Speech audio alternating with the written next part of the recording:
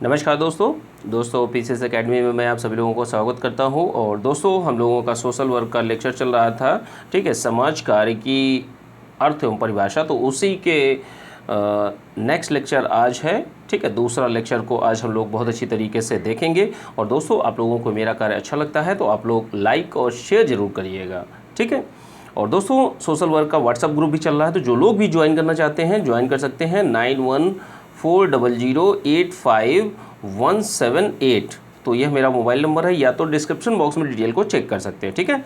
चलिए देखते हैं समाज कार्य की मौलिक मान्यताएं क्या हैं। तो मौलिक मान्यताओं की जब हम लोग बात करते हैं समाज कार्य के परिप्रेक्ष्य में, ठीक है, तो पहली मान्यता क्या है कि जैसे व्यक्ति, समूह, समुदाय के रूप में सेवार्थी के समस्या के समाधान हेतु सामाजिक दशाओं परिस्थितियों का मूल्यांकन करना।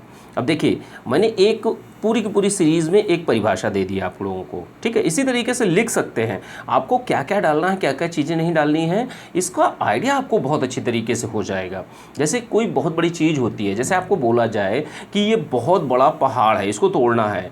अब आप एक बार में सोचेंगे कि पहाड़ टूट जाए, नहीं टूटेगा। लेकिन उसको अगर टुकड़ों में तोड़ेंगे, थोड़ा थोड़ा करके, तो आपका आसानी से टूट जाता है, ठीक है। तो मेरा भी कंसेप्ट यहाँ पर यही है कि चीज़ों को आप तोड़ कर देखिए और किस सीक्वेंस में चीज़ें आती हैं उस तरीके से आप लोगों को देखना है, ठीक है। तो पहली जो मौलिक मान्यताएं हैं, ठीक है, तो मान्यताओं में सबसे पहली मान्यता यही है कि जैसे जो व्यक्ति, समूह, समुदाय के रूप में समाज कार्य क्या करता है, व्यक्ति, समूह, समुदाय के रूप में, जैसे एक व्यक्ति भी सोशल वर्क कर सकता है, एक समूह भी कर सकता है, एक समुदाय भी कर सकता है, ठीक है। अब जो सेवार्थी है, सेवार्थी का मतलब कि जो व्यक्ति के साथ में समस्या है, भाई समस्याएं अनेक प्रकार की हो सकती हैं।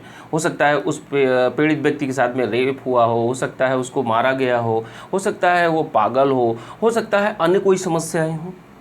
तो आपको क्या है, आपको जो सेवार्थी है उसकी समस्या के समाधान हेतु जो सबसे बड़ी चीज़ यही है कि उसकी सामाजिक दशा एवं परिस्थितियों का बहुत अच्छी तरीके से मूल्यांकन करना है। तो यह मौलिक मान्यता होती है समाज कार्य की। जो मौलिक मान्यताएं हैं उनमें पहली मान्यता। दूसरी मान्यता क्या है, दूसरी मान्यता की जब हम लोग बात करते हैं क्या है कि जैसे देखिए व्यक्ति है और पर्यावरण है।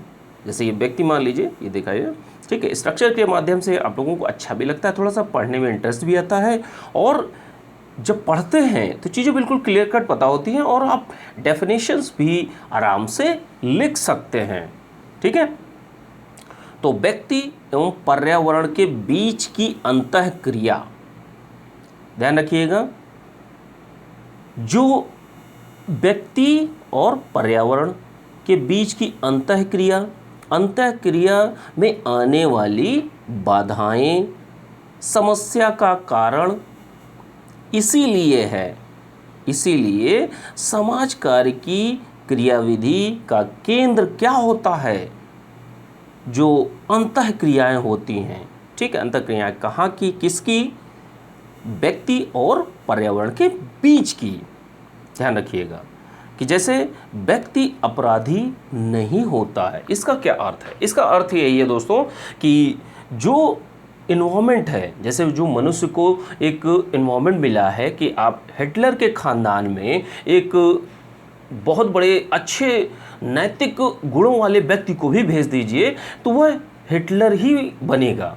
क्यों? क्योंकि इसका पर्यावरण बहुत गंदा है, ठीक है। तो कहने का मतलब यही है कि यहाँ पर जो इन्वायरमेंट, मतलब जो आसपास का वातावरण होता है, आप सोच कर देखिए कि एक व्यक्ति बहुत अच्छा है लेकिन उसका वातावरण बहुत गंदा हो जाए तो वो व्यक्ति भी गंदा हो जाएगा। अब उसको सही करने के लिए सबसे पहले उसके वातावरण, जो उसका एनवायरनमेंट है, उसको सही करना होगा, ठीक है। जो क्रियाएं करता है, जो अंतःक्रियाएं अपने वातावरण में लोगों के साथ में किस तरीके से क्रियाएं करता है, उसके सामने कौन कौन सी समस्याएं उत्पन्न हो रही हैं, उन समस्याओं को किसको द्वारा ठीक किया जाता है, यहाँ पर समाज कार्य की भूमिका स्टार्ट हो जाती है। और समाज कार्य का जो क्रियाविधि है उसका मुख्य केंद्र ही है जो मनुष्य और उसके आसपास के एनवायरनमेंट के बीच की अंतःक्रियाओं को अध्ययन करना।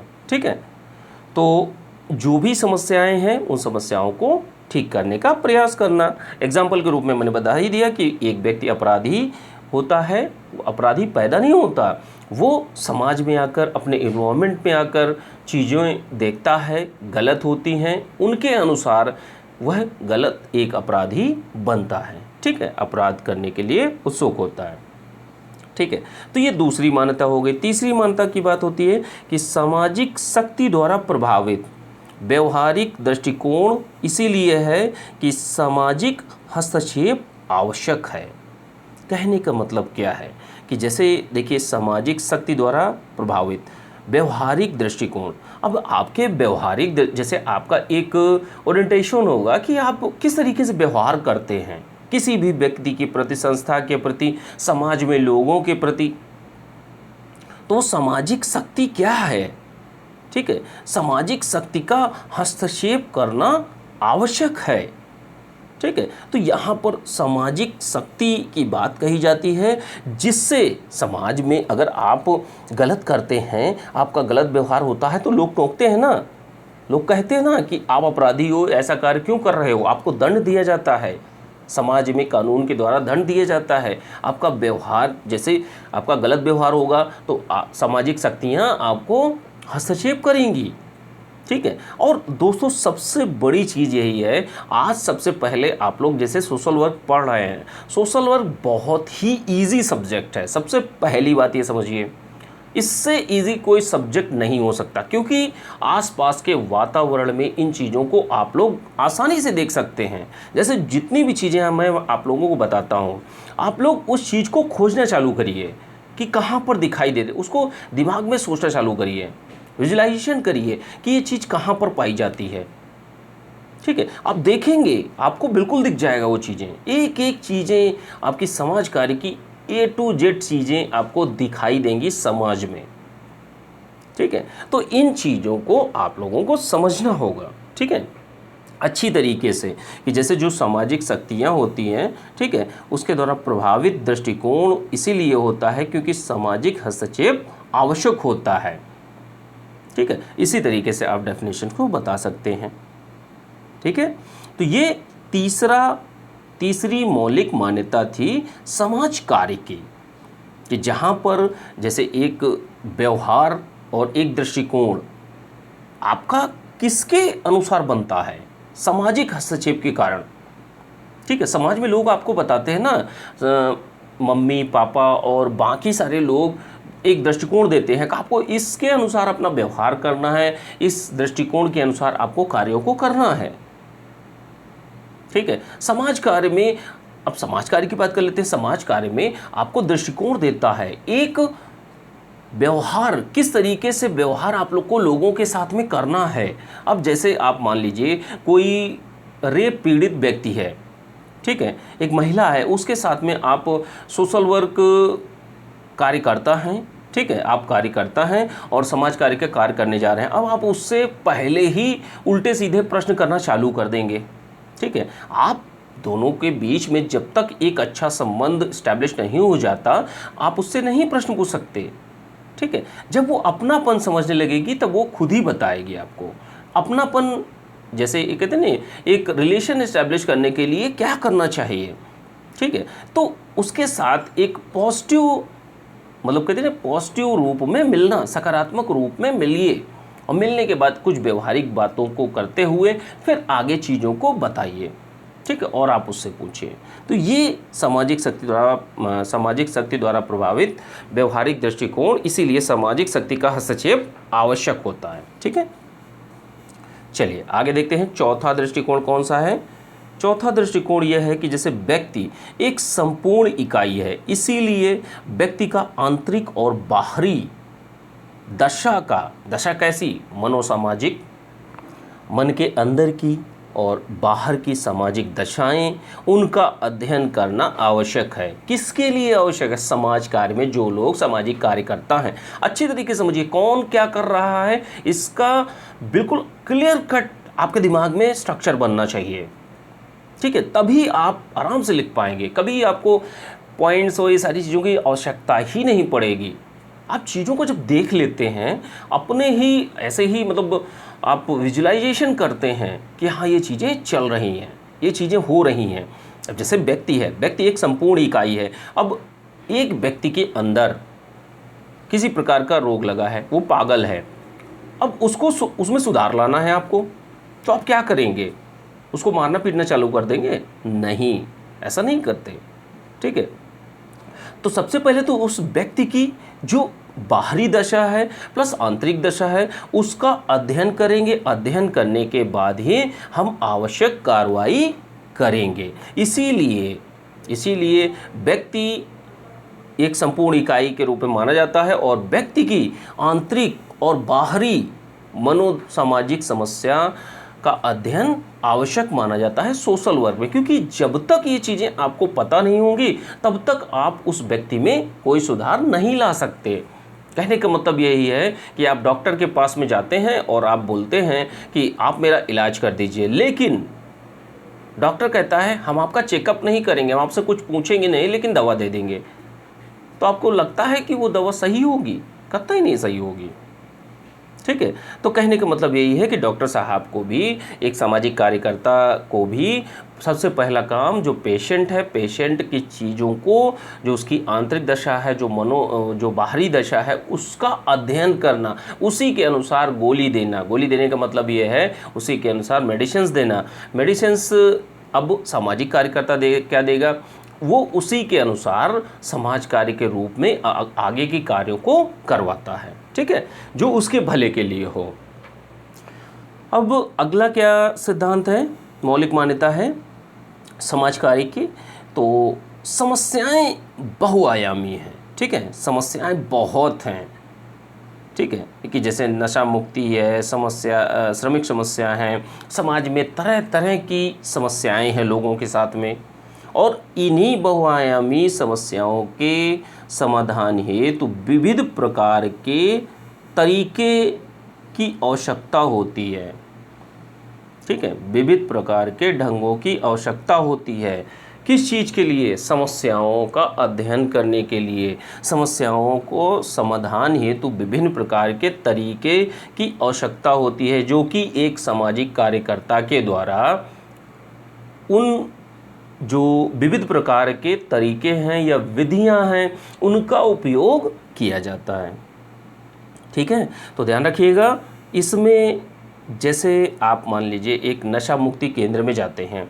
ठीक है, नशा मुक्ति केंद्र में अगर आप जाते हैं तो अब वहाँ पर अनेक प्रकार के तरीके हैं। ठीक है, छुड़वाने के, और जो तरीका उस व्यक्ति के अनुसार सुटेबल है उसके अनुसार उस व्यक्ति की समस्या का समाधान करना। ठीक है, तो ये सारी चीज़ें आप डेफिनेशंस लिखना चाहें डेफिनेशन भी आराम से लिख सकते हैं। ठीक है, और जो बहुआयामी समस्याएं हैं उनके समाधान हेतु विविध प्रकार के तरीक़ों की या विधियों की आवश्यकता होती है। तो इन चीज़ों का अध्ययन किसके द्वारा किया जाता है? जो आपकी मौलिक मान्यताएं हैं। ठीक है, मौलिक मान्यताएं हैं समाज कार्य की, उनमें यह पाया जाता है और एक सामाजिक कार्यकर्ता के द्वारा इन चीज़ों का ध्यान रखा जाता है। अब समाज कार्य के सिद्धांतों को हम लोग देख लेते हैं। समाज कार्य के सिद्धांत, प्रिंसिपल्स कौन से हैं? ठीक है, प्रिंसिपल ऑफ सोशल वर्क।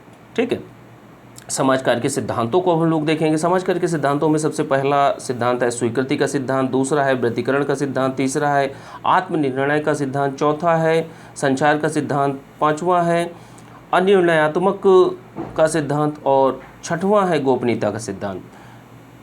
अगला क्या है? विशिष्ट सिद्धांत है पारिवारिक चिकित्सा का सिद्धांत, व्यवहार अशोधन का सिद्धांत, संकटकालीन हस्तक्षेपों का सिद्धांत। ठीक है, तो ये सारे सिद्धांतों को आज हम लोग देखेंगे। ठीक है, अब सामान्य सिद्धांतों की बात करते हैं तो सबसे पहला स्वीकृति का सिद्धांत क्या कहता है? स्वीकृति के सिद्धांत को आज हम लोग देखेंगे। ठीक है, सेवार्थी को उसकी वर्तमान मनोदशा के साथ में स्वीकृत करना। ठीक है, स्वीकृति प्रदान करना और ठीक है, जो भी दशा है, जैसे मान लीजिए स्वीकृति का सिद्धांत क्या कहता है, समाज कार्य करता है आप, ठीक है, समाज कार्य करता है और एक कार्यकर्ता होने के नाते जो भी सेवार्थी है या जो पीड़ित व्यक्ति है, आपको उसी के स्वरूप में उसको स्वीकृति देना। अब कोई रेप पीड़ित महिला है, अब आप उससे दूर हट रहे हैं, ठीक है, या कोई ऐसा व्यक्ति जिसको एड्स हो चुका है, अब आप एक सामाजिक कार्यकर्ता हैं, या कोई पागल व्यक्ति है, अब उसी के रूप में जो उसके साथ में समस्या है, आपको उसी के साथ में उसको स्वीकृति देनी होगी, ठीक है, तभी आप उसका एक कहते हैं उत्थान कर सकेंगे, उसके साथ में अच्छा कर सकेंगे। और क्या है कि जैसे जो परिस्थितियां हैं, एक सामाजिक कार्यकर्ता का एक नैतिक उत्तरदायित्व भी होता है कि जो सेवार्थी या पीड़ित व्यक्ति है उसकी वर्तमान मनोदशा के साथ में उसको स्वीकृति प्रदान करे। एग्जाम्पल के रूप में कैसे कि हिंसा पीड़ित महिला को, ठीक है, उस महिला को उसी रूप में स्वीकार किया जाए और जिससे उस महिला में आत्मविश्वास आए और वह अपनी बातों को बोलने के लिए एक अंदर से उसके अंदर एक इच्छा जगे, ठीक है। तो ये स्वीकृति का सिद्धांत कहता है। एग्जाम्पल भी मैंने बता दिया है आप लोगों को, एग्जाम्पल बहुत सारे होते हैं, कहीं से भी एग्जाम्पल्स को आप लोग देख सकते हैं, ठीक है। दूसरा क्या है दोस्तों, दूसरा है आपका व्यतिकरण का सिद्धांत। तो व्यतिकरण का सिद्धांत क्या होता है कि इसमें देखिए दोस्तों, जो बात की जाती है कि जैसे व्यक्ति व्यक्ति में अंतर होता है, ठीक है। तो कार्यकर्ता, जैसे आप एक सामाजिक कार्यकर्ता हैं, तो सामाजिक कार्यकर्ता का क्या अर्थ होता है, सामाजिक कार्यकर्ता का महत्व तो यही होता है कि उसका कार्य ये होता है कि जो, ठीक है, कार्यकर्ता महत्व में अंतर करे, ठीक है, महत्व व स्तर में को स्वीकृति दे। जैसे अस्पताल में रोगी होते हैं।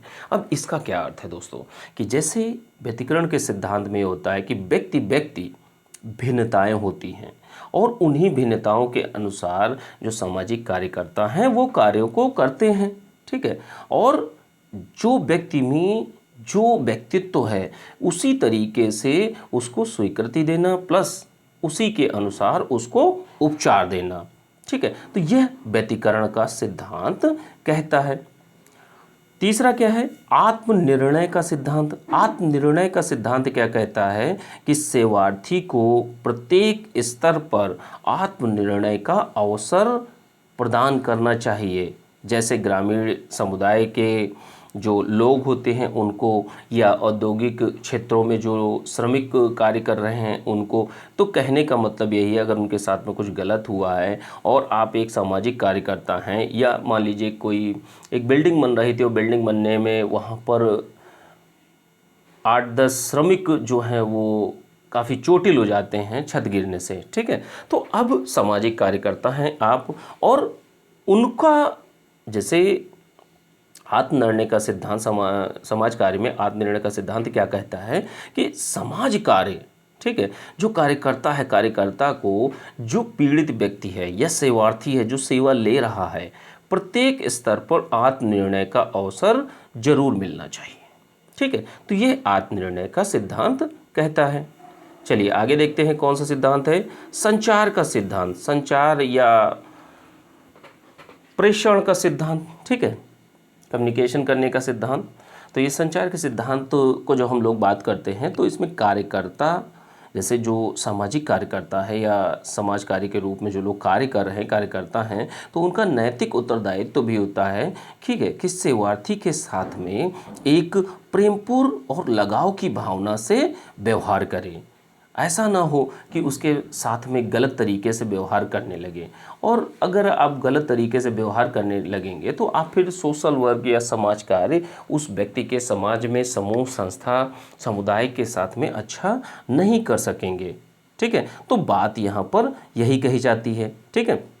एग्जाम्पल के रूप में कैसे देख लेते हैं कि जैसे अपराधी, अब अपराधी के साथ में आप कम्युनिकेट कैसे करेंगे, आप उससे प्रेम पूर्वक बात करेंगे, उससे एक लगाव की भावना से बात करेंगे, उसके साथ अच्छा व्यवहार करेंगे, तब वह अपनी बीती घटनाओं को या किन परिस्थितियों में उसने गलत कार्यों को किया या अपराध को अंजाम दिया, वो सारी चीज़ें वो बताएगा, ठीक है। तो कहने का मतलब ये संचार का सिद्धांत यही कहता है कि जो अपराधी है उसके साथ प्रेम पूर्वक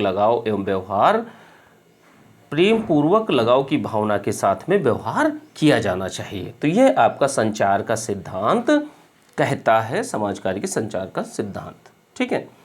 अगला क्या है, भावनाओं का उद्देश्यपूर्ण प्रकटन का सिद्धांत। तो अब इसका क्या मतलब है कि जो समस्या है, ठीक है, समस्या के निदान हेतु प्रकटन भावना का व्यक्त होना आवश्यक है। जैसे किशोर सुधार गृह, अब जिसमें एग्जाम्पल भी मैंने बता दिया है और आपको बताना है कि जैसे जो व्यक्ति है या लोग हैं उनकी समस्या के निदान हेतु प्रकटन भावना का प्रकटन या व्यक्त होना आवश्यक है। ठीक है। इस तरीके से आप पूरा के पूरा एक डेफिनेशन बना सकते हैं और एग्जाम्पल के रूप में आप लोग बता सकते हैं कि किशोर सुधार गृह में क्या होता है। जैसे आप एक सामाजिक कार्यकर्ता हैं और वहाँ पर बच्चे बैठे हुए हैं जो कुछ ना कुछ गलत कार्य कर आए हैं और उनके सुधार की दिशा में कुछ कार्य करने हैं। अब आप वहाँ पर जाते हैं, जाने के बाद क्या है, अब आप उनकी भावनाओं को प्रकट नहीं करवा पा रहे हैं। ठीक है। आप उनकी भावनाओं को जब तक प्रकट नहीं करवाएंगे तब तक आप सुधार नहीं कर पाएंगे। कहने का मतलब है जो उनकी मूल समस्या है या जो मूल कारण है आप उनका निदान नहीं कर पाएंगे। ठीक है। तो समाज कार्य को भी आप अच्छी तरीके से नहीं कर पाएंगे। ठीक है। इस तरीके से आप लोग पूरी डेफिनेशंस भी बना सकते हैं। ठीक है।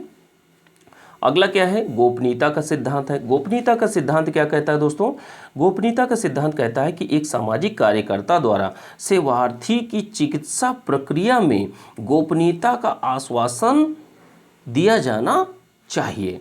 अब इसका क्या मतलब है, इसका मतलब यही है, जैसे आप पूरी डेफिनेशन सबसे पहले लिख लीजिए कि समाज कार्य में कार्यकर्ता द्वारा सेवार्थी की चिकित्सा प्रक्रिया में गोपनीयता का आश्वासन दिया जाना बहुत ज़रूरी है। अब इसी को व्याख्या कर, जैसे आप लोगों को लगता है कि एक लाइन है या इस चीज़ की डेफिनेशन, अब इसी को आप लोग व्याख्या करके बहुत लंबा चौड़ा करके बना सकते हैं। ठीक है। कि जैसे जो कार्यकर्ता है, ठीक है, सामाजिक कार्यकर्ता है, वो सेवार्थी की जैसे जो चिकित्सा की ज़रूरत पड़ी है और चिकित्सा प्रक्रिया में आप एक सामाजिक कार्यकर्ता हैं और आप वहाँ पर उस सेवार्थी या जो पीड़ित व्यक्ति है आप उसके सामने जाते हैं, उसके सामने अच्छे से व्यवहार करिए और उसको आश्वासन दीजिए कि आपके साथ में जो भी हुआ है वो पूरी तरीके से गोपनीय रहेगा, किसी को बताया नहीं जाएगा। इसका आश्वासन उस सेवार्थी को दिया जाना चाहिए। जैसे कोई एड्स रोगी है, एड्स रोगी अगर उसको हो गया है, अब हो गया है तो फिर कुछ नहीं हो सकता, वो जितने जिंदा रहे, लेकिन आप उसके साथ में एक अच्छे व्यवहार को तो कर सकते हैं ना।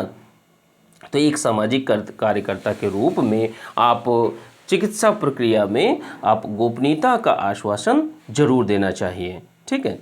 अब जैसे एग्जाम्पल में आप लोग कोई और भी देख सकते हैं, कोई ऐसी बीमारी या लाइलाज बीमारी जिसका कोई इलाज ना हो, ठीक है, और लोग बताना ना चाहते हों, ठीक है, तो आपको उस व्यक्ति को समझाना होगा कि आप इन चीज़ों से घबराने की ज़रूरत नहीं है और आश्वासन के साथ मैं आपको कहता हूँ कि आप इन चीज़ों से निश्चिंत रहिए, ये आपकी बातें पूरी की पूरी तरीके से गोपनीय रहेंगी। ठीक है। तो ये समाज कार्य के गोपनीयता का सिद्धांत कहता है। चलिए आगे देखते हैं कौन सा है, अनिर्णयात्मक मनोवृत्ति का सिद्धांत। तो अब ये क्या चीज़ है दोस्तों, अनिर्णयात्मक मनोवृत्ति का सिद्धांत क्या कहता है कि जो सामाजिक कार्यकर्ता द्वारा सेवार्थी की समस्या को देखना, स्वयं की मनोवृत्ति का प्रयोग नहीं किया जाना चाहिए। अब इसका क्या मतलब है कि जैसे आप एक एटीट्यूड बनाते हैं खुद के एक पुराने, जैसे आपने एक अपराधी को देखा, ठीक है, आप एक अपराधी से मिलने जाते हैं जिसने एक मर्डर कर दिया है, तो आप के अंदर कुछ ना कुछ जैसे एक पूर्वाग्रह आ जाता है कि इस व्यक्ति ने ये किया होगा, ठीक है, ये बहुत गलत काम किया होगा, आप उसी तरीके से व्यवहार करेंगे। तो यहाँ पर ये बात कही जाती है कि आप कोई निर्णय ना लें, किसी निर्णय पे ना पहुँचते हुए, जैसे जो मनोवृत्ति है अनिर्णयात्मक मनोवृत्ति के साथ में, निर्णयात्मक नहीं, आप निष्कर्ष पर पहले ही पहुंच चुके हैं और आप सामाजिक कार्यकर्ता हैं, और तो आप किस तरीके से, जब आपके अंदर 10 चीज़ें की गलत चीज़ें आपके दिमाग में आ चुकी हैं, तो आप उस व्यक्ति का कैसे भला कर सकते हैं जाकर, ठीक है। तो कहने का अर्थ यही है कि कार्यकर्ता द्वारा सेवार्थी की समस्या को देखना निष्पक्ष रूप से, यहाँ पर यही बात होती है कि आप कोई भी मतलब प्री थिंकिंग नहीं होनी चाहिए आपके अंदर कि किसी भी प्रकार से कि आपने पहले से ही सोच रखा है कि यह व्यक्ति ऐसा होगा ही नहीं। आपको पहले से अपनी मनोवृत्ति का प्रयोग नहीं करना है, जो पूर्व भावनाएं हैं उनका प्रयोग नहीं करना है, और जो सेवार्थी है उसकी मूल समस्या को देखना है। तो यह समाज कार्य की चीज़ों में बताया जाता है। चलिए आगे देखते हैं, विशिष्ट सिद्धांत की बात करते हैं। तो सबसे पहला मॉडल है प्रकार्यात्मक सिद्धांत। ठीक है, तो इस सिद्धांत का क्या कहता है कि समस्या का समाधान तभी होगा जब समस्या के उत्तरदायी कारकों का ज्ञान होगा। ठीक है, तो सबसे पहला मॉडल जो है, ठीक है, प्रकार्यात्मक सिद्धांत क्या कहता है कि समस्या, देखिए समस्या अगर किसी व्यक्ति की कोई समस्या है तभी वो सॉल्व होगी या उसका समाधान होगा जब समस्या के उत्तरदायी कारणों का आपको पता चलेगा। कहने का मतलब यही है कि आप मान लीजिए ये एक टंकी है, पानी इधर से बह रहा है, ठीक है, और आप देख रहे हैं, आपको ये नहीं पता कि पानी यहाँ टंकी फूटी हुई है, ठीक है, और आप देख रहे हैं और कहीं पर, चेक कर रहे हैं और कहीं पर, तो आप क्या लगता है कि आप पहुंच पाएंगे, उस समस्या को सॉल्व कर पाएंगे? नहीं कर पाएंगे। तो कहने का अर्थ यही है दोस्तों कि जो आपके कार्य हैं, ठीक है, तो कार्य में सबसे पहला स्टेप आपका यही होता है कि जो मूल समस्या है, जो समस्या है उस समस्या के उत्तरदायी कारक, रीज़न कौन है, उनको जानना बहुत ज़रूरी है। ठीक है, दूसरा सिद्धांत क्या कहता है? दूसरा सिद्धांत यह कहता है कि पारिवारिक चिकित्सा का सिद्धांत। तो पारिवारिक चिकित्सा का सिद्धांत में हम लोग देखते हैं, हम लोग देख रहे थे पारिवारिक चिकित्सा का सिद्धांत। तो अब यह पारिवारिक चिकित्सा का सिद्धांत क्या कहता है, अब इसको हम लोग देखेंगे। ठीक है, तो जब पारिवारिक चिकित्सा के सिद्धांत की बात करते हैं, ठीक है, तो व्यक्ति में परिवर्तन जो होते हैं, ठीक है, व्यक्ति में परिवर्तन, अंतर्वैयक्तिक पर्यावरण में परिवर्तन और सामाजिक परिवर्तन, ठीक है, तो इन चीज़ों से जो पारिवारिक चिकित्सा का सिद्धांत है, ये सारी की सारी चीज़ें किससे आती हैं? समाज कार्य में यही कहा जाता है और यही बताया भी जाता है कि जैसे व्यक्ति में जो परिवर्तन आते हैं वो पारिवारिक सिद्धांतों के अनुसार परिवर्तित होते हैं, और सामाजिक यही चीज़ें आगे चलकर सामाजिक परिवर्तनों में भी परिलक्षित होती हैं। ठीक है, तो व्यक्ति हो या समाज हो, दोनों में परिवर्तन देखे जाते हैं। और जैसे खुद की इंटरपर्सनल स्किल जो होती है वो भी परिवर्तित होती है व्यक्ति की। ठीक है, तो ये सारे के सारे परिवर्तन जो आते हैं मनुष्य में, वो एक पारिवारिक परिवेश, सामाजिक परिवेश, और ये सारी एक प्रक्रिया के अनुसार होते चले जाते हैं। ठीक है, तो ये दूसरा सिद्धांत किस प्रकार का है? जो बात करता है पारिवारिक चिकित्सा के सिद्धांत की। ठीक है, अगला देखते हैं कौन सा है, व्यवहार संशोधन का सिद्धांत। तो यह क्या कहता है, इसके डेफिनेशंस को भी आप लोग लिख सकते हैं, जो भी है एरो को लगाते हुए, एरो को देखते हुए आप लोग लिख सकते हैं। जैसे मानव व्यवहार एक सीखा हुआ व्यवहार है और कार्यकर्ता को सेवार्थी के व्यवहार में परिवर्तन लाना। ठीक है, जो सामाजिक कार्यकर्ता है तो उसका कार्य क्या होता है? उसका कार्य यही होता है कि जो मानव व्यवहार है, ठीक है, सबसे पहली बात ये, मानव व्यवहार जो ह्यूमन बिहेवियर होता है वो एक सीखा हुआ, ठीक है, सीखा हुआ व्यवहार है, और कार्यकर्ता को क्या करना होता है? सेवार्थी में इस जो उसका खुद का व्यवहार है उसमें परिवर्तन लाना। ठीक है, उसकी मन स्थिति में परिवर्तन लाना, उसकी सामाजिक स्थिति में परिवर्तन लाना। तो ये किसका कार्य होता है? ये जो कार्य होता है ये आपके सामाजिक कार्यकर्ता का होता है। अब सोशल वर्क में यही चीज़ें बताई जाती हैं और यही चीज़ें होती भी हैं। ठीक है, कि आप किसी व्यक्ति को, जैसे कोई व्यक्ति है पागल है, अब वो सभी को मारता घूम रहा है, तो अब आप ऐसी स्थिति में क्या करेंगे? सबसे पहले उसके व्यवहार में परिवर्तन लाएंगे ना, क्योंकि जो कोई भी व्यवहार हो, ठीक है, पहले का हो, अभी का हो, जैसा भी हो, कहीं ना कहीं से आपने उस व्यवहार को सीखा ही होगा। अब आप सोच कर देखिए, जो व्यक्ति, एक छोटा बच्चा पैदा होता है तो वो व्यवहारों को कहाँ से सीखता है? वो समाज से सीखता है, परिवार के परिवेश से सीखता है, और जो आसपास का वातावरण है उससे सीखता है। ठीक है, तो यहाँ पर जो इन्वायरमेंट है उसकी भूमिका बहुत ही ज़्यादा इम्पोर्टेंट हो जाती है। और सोशल, जो सामाजिक कार्यकर्ता है, ठीक है, तो कार्यकर्ता को क्या है, कार्यकर्ता को जो पीड़ित व्यक्ति है या सेवार्थी है, सेवार्थी को जो उसके साथ समस्या है उस समस्या से दूर करना, और उसका जो व्यवहार कर रहा था उसके व्यवहार में परिवर्तन लाना। ठीक है, तो यह मुख्य कार्य होता है। अब आप इसको डेफिनेशंस में लिख सकते हैं, ठीक है, परिभाषा में एक बांध के भी लिख सकते हैं, और आप अच्छे से इसको लिख सकते हैं। चलिए आगे देखते हैं। चौथा क्या है? चौथा पॉइंट है संकटकालीन हस्तक्षेप का सिद्धांत। तो संकटकालीन हस्तक्षेप का सिद्धांत की जब बात करते हैं तो इसमें कार्यकर्ता द्वारा संकटकालीन सेवार्थी व्यक्ति परिवार को सहायता प्रदान की जाती है। अब संकटकालीन व्यक्ति कौन से होते हैं? ऐसे व्यक्ति, जैसे मान लीजिए कोई भी संकट आया, कि जैसे कोई बाढ़ क्षेत्र में पड़ गया, कोई सूखा क्षेत्र में पड़ गया, भूचाल आ गई, तो वहाँ की जो परिस्थितियाँ हैं वो बिगड़ गई।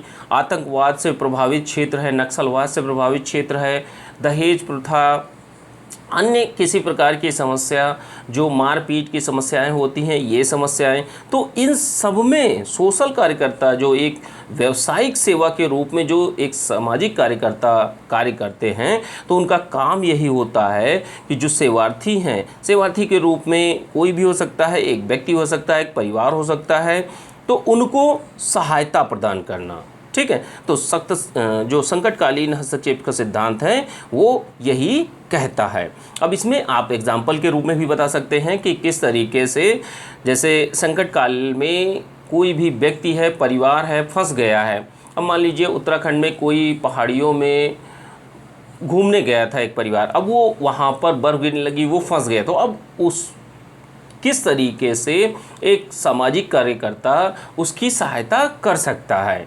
ठीक है, तो उसकी सहायता करना ही संकटकालीन हस्तक्षेप का सिद्धांत कहलाता है। आप इसको डेफिनेशंस के रूप में भी बता सकते हैं, एग्जाम्पल के साथ में बता सकते हैं। ठीक है, चलिए आगे देखते हैं। अब समाज कार्य के कार्यों को देख लेते हैं। समाज कार्य के कार्य या प्रकार्य कौन कौन से हैं, इनको भी अब हम लोग देखेंगे।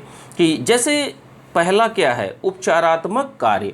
तो जब हम लोग उपचारात्मक कार्य की बात करते हैं तो इसमें उपचार किया जाता है, कि जैसे चिकित्सा, स्वास्थ्य, मनोचिकित्सा हेतु सेवार्थी सेवा एवं पुनर्स्थापन।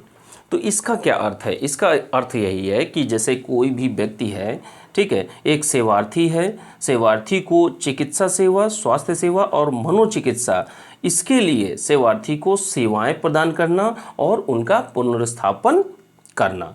ठीक है, उपचार किया जाता है। ठीक है, किसी भी प्रकार की समस्या का, जैसे मान लीजिए कोई ऐसी जगह, जैसे मतलब हॉस्पिटल है, हॉस्पिटल में आप चिकित्सा सेवाएं दी जाती हैं, किसी हॉस्पिटल में स्वास्थ्य की, किसी में चिकित्सा की, किसी में मनोचिकित्सा की, अलग अलग हॉस्पिटल्स होते हैं। और वहाँ पर जो सेवार्थी होते हैं, ठीक है, सेवार्थी जो कार्यकर्ता होते हैं वो अपनी सेवाओं को देते हैं। सेवाओं को देते कैसे हैं? वहाँ पर जो समस्या है उसका उपचार किया जाता है। ठीक है, उसका पुनर्स्थापन किया जाता है। अगर किसी भी तरीके से उस व्यक्ति के साथ में किसी भी प्रकार की समस्या है और जो उसकी खुद की समस्याएं हैं, उन समस्याओं को दूर किया जाता है। ठीक है, तो यहाँ पर मेनली यही किया जाता है, जो व्यक्ति की सेवार्थी की समस्या है, वो चाहे आपकी चिकित्सा संबंधित हो, स्वास्थ्य संबंधित हो, मनोचिकित्सा संबंधित हो, तो इन सारी चीज़ों का उपचार वहाँ पर किया जाता है। ठीक है, अगला क्या है? दूसरा क्या है? दूसरा है सुधारात्मक कार्य।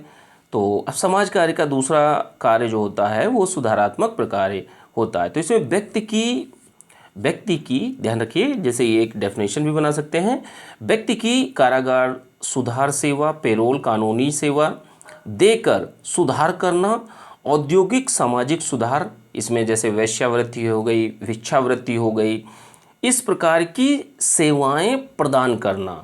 ठीक है, कि जैसे आप सुधार कर रहे हैं, जैसे चीज़ें गलत हो चुकी हैं, अब ऐसा नहीं है आप पहले चीज़ें नहीं कर रहे हैं, यहाँ पर वो घटना घटित हो चुकी है, अब बाद में उसमें सुधार करने की कोशिश की जा रही है। कि जैसे जो कारागृह होते हैं या किशोर सुधार गृह होते हैं, तो वहाँ पर बच्चों को और जो अपराधी होते हैं उनको कानूनी सुधार सेवाएं दी जाती हैं, पेरोल पर उनको भेजा जाता है और कानूनी रूप से उनको एक न्यायिक सेवा भी मिलती है। ठीक है, तो उनमें सुधार करने के लिए अब सुधारों में बहुत सारे सुधार होते हैं। औद्योगिक क्षेत्रों में जैसे जो लोग श्रमिक काम करते हैं तो उनके जीवन से संबंधित जो समस्याएं होती हैं, ठीक है, औद्योगिक क्षेत्र में परिस्थितियों में जो उनकी समस्याएं होती हैं उनमें सुधार लाना। सामाजिक सुधारों में जैसे वेश्यावृत्ति हो गई, भिक्षावृत्ति हो गई, तो इन चीज़ों में सुधार लाना। ठीक है, तो इन सारी चीज़ों से संबंधित सेवाएं प्रदान करना, ये प्रदान कौन करता है? एक सामाजिक कार्यकर्ता के द्वारा यह चीज़ें प्रदान की जाती हैं। ठीक है, तो यह आपका सोशल वर्क का दूसरा, समाज कार्य का दूसरा कार्य था, सुधार करना। ठीक है, अब अगला क्या है? अगला है आपका निरोधात्मक कार्य।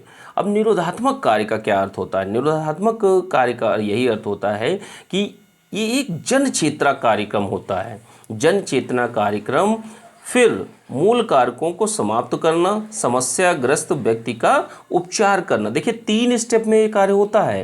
पहला कार्य होता है, जैसे मान लीजिए एड्स है, एड्स से संबंधित जितने भी एक जन चेतना जो कार्यक्रम चलाए जाते हैं, प्रोग्राम चलाए जाते हैं, तो ऐसी स्थिति में क्या है, एक लोगों में एक चेतना जागृत की जाती है कि एड्स से बचा कैसे जाए। ठीक है, और दूसरे स्टेप में क्या देखा जाता है? दूसरे स्टेप में यह देखा जाता है कि एड्स का मूल कारण क्या है। ठीक है, और उन कारकों को समाप्त किया जाता है। और तीसरे स्टेप में क्या होता है कि जैसे मान लीजिए कोई समस्याग्रस्त व्यक्ति है, ठीक है, समस्याग्रस्त व्यक्ति है और उस व्यक्ति का, जैसे मान लीजिए अब किसी को एड्स हो गया, अब एड्स होने के बाद उसका क्या है, उसका कुछ नहीं हो सकता, उसका उपचार ही किया जा सकता है। ठीक है, तो ये 3 स्टेप में निरोधात्मक कार्यों को लिया जाता है। तो समाज कार्य में अगर हम लोग सोशल वर्क की जब बात करते हैं तो सोशल वर्क में निरोधात्मक जब कार्यों की जब बात करते हैं तो वहाँ पर फर्स्ट स्टेप में जो होता है वो जन चेतना कार्यक्रम, फिर मूल कारकों को समाप्त करना, और तीसरे स्टेप में जो आता है आपका समस्याग्रस्त व्यक्तियों का उपचार करना। ठीक है, तो इस तरीके से कार्य किए जाते हैं। समाज जो आपका सामाजिक कार्यकर्ता है वो, ठीक है, उसके द्वारा यह कार्य किए जाते हैं। चौथा क्या है? चौथे प्रकार को हम लोग देख लेते हैं कि समाज कार्य का चौथा प्रकार क्या है, प्रकार क्या है। ठीक है, कार्य क्या है?